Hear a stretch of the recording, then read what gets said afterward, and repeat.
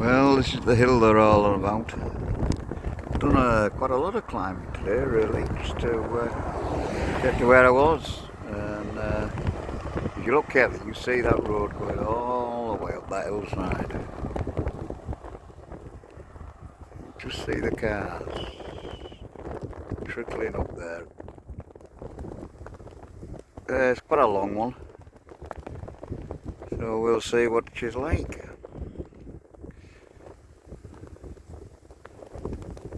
See if she can beat the Yorkshireman.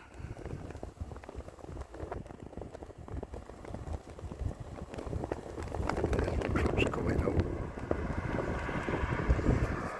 Okay, there's the hill coming down. As you see, one or two cars coming down it maybe. Yeah, a truck. Is it a truck? I think it is, yeah. Oh no, it's a coach coming down there. And then it winds its way right the way down to beach level, I suppose, and then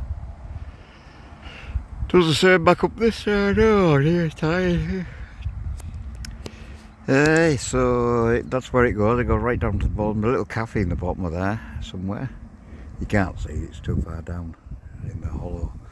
And then I'm about, I suppose, well, you kind of get a guess, I'm sort of maybe halfway up this side. Well, not quite maybe. Anyway, we'll push on to the top and let you know if it gets any worse than this. At the moment, everything's fine. Yeah, quick video. I'm at the top of that hill now that there was all that fuss about. Can't say I'd actually noticed there was much of a hill really. It looked impressive, but we got up it without any bother. Managed to get through 2 chapters of, three chapters nearly, of Scott of the Antarctic on the way up. So yeah, we did alright up that one. It wasn't like our Yorkshire hills, so no, it was okay. So here's a little view for you, stretching on towards John O'Groats. I believe I've only got about 5 miles to go before my next campsite, so I'll see you there. Now then, brethren, this is Wick, named Wick because of the river Wick. It's a lovely little place. Little footbridge there going over the river Wick, and I'm heading to town today. What the score is that just move you around a little bit and see. Wrong way as usual. Oh, you stupid man. Yeah. Yeah. So we're stopping an extra day.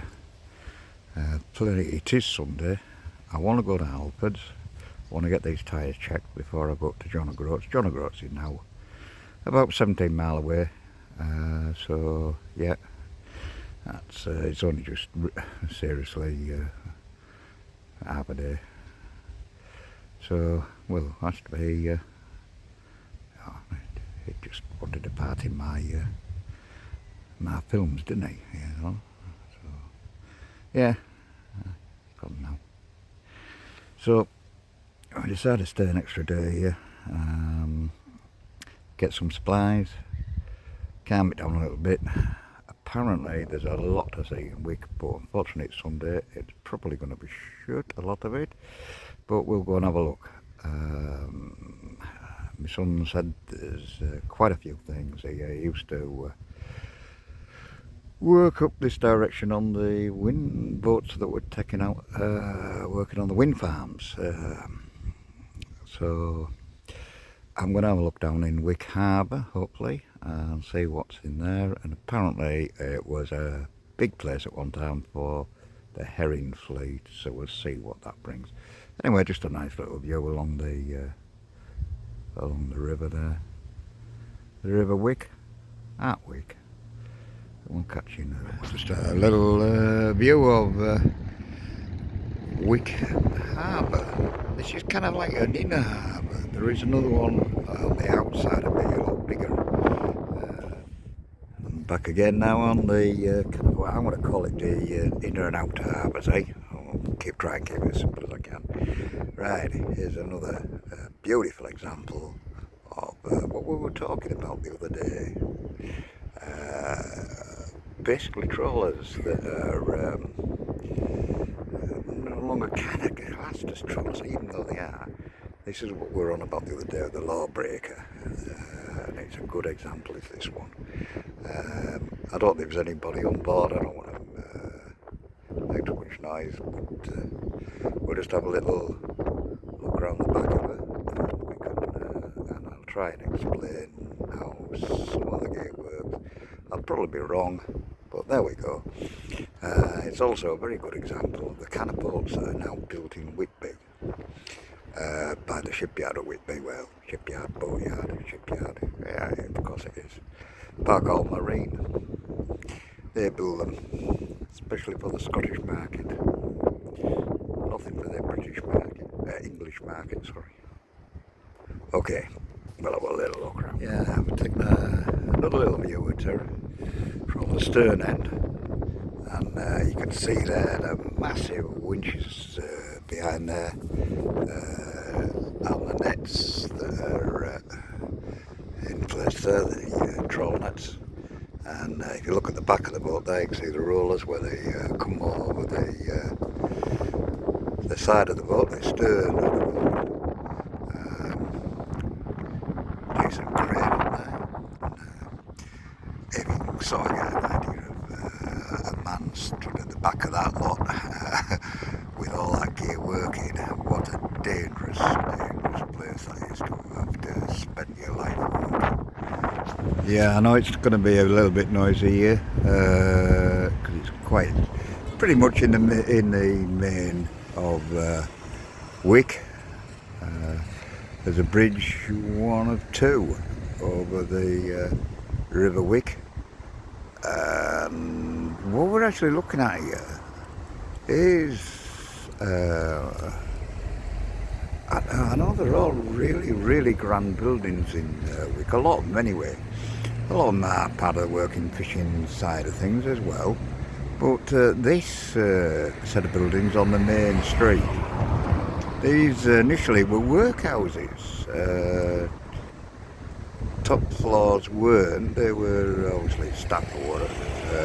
Well, the hierarchy, I suppose, of that particular way of life. But it is Sunday and I've got to be very careful. Everything is pretty much shut at the moment. And I've got to be very careful because in the top of Scotland it is still very religious, so I'm just got to be careful what we say and where we go and what we do. An interesting little story from my childhood, I'll tell you now.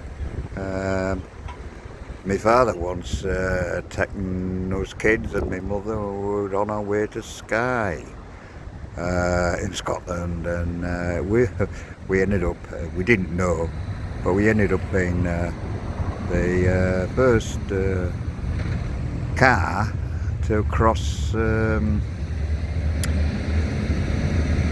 into Skye. Here we go. In them days there was no bridge, with a ferry.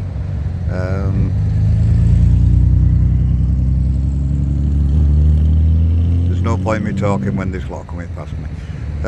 In them days it was a ferry going across there, and it was the first Sunday that a ferry had landed in Skye, and I'll turn you around and see if I can actually zoomed in. Very nice, but it's not what we wanted. Right, I'm making a mess of this story. Never mind, let me turn it round. There we go. You'll have to look at me for a little while. There we go. So yeah, so the first ferry landed in Skye, and the locals, all the church turned out, and they were not going to let this car with us, and we happened to be the first car on the ferry to disembark. Well, the local people, they started grabbing hold of this car and rocking it backwards and forwards and up and down. They were trying to turn the damn thing over. Well, my father, he lost his rag completely, and his started shouting out of the car that if they didn't leave this car alone, he was going to send them to their maker for a meeting. And at that point, they left the car alone.